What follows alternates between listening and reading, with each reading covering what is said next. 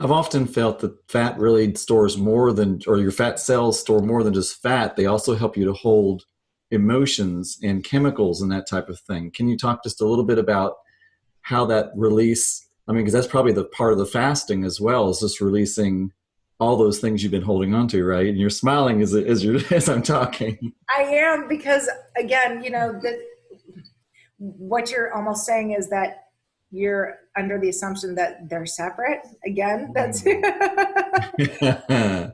as we know, we are so much more than our physical beings, and so the fat stores we hold. There's smell memories, like the smells will trigger certain things and certain emotions, and we do hold on to that stuff. And the beautiful part about the ability to go into a ketogenic state and a fat burning state and that intermittent fasting state is that it also regenerates the cells, because our cells will regenerate every 24 hours. So disease, toxins, when you starve them of the glycogen and the glucose, that allows them to die off.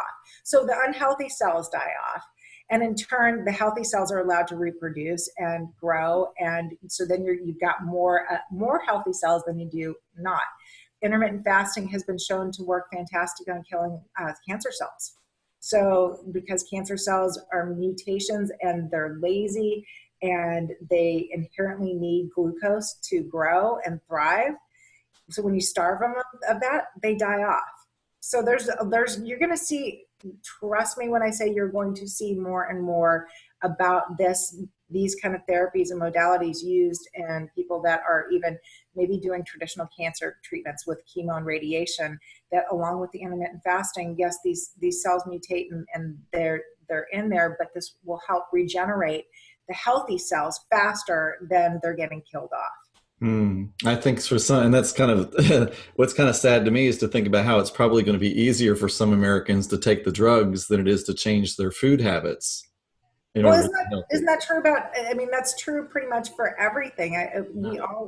We're all wanting that quick fix, but here's the funny thing. And again, the clients that I coach and the people that I worked with and the people that I talk to about this, the idea that it's hard it's just an idea, and it's just this mental block, because once you do it and once they've done it, they're like, this is easy. This is easier than going and sitting in a doctor's office for 3 hours because I'm sick.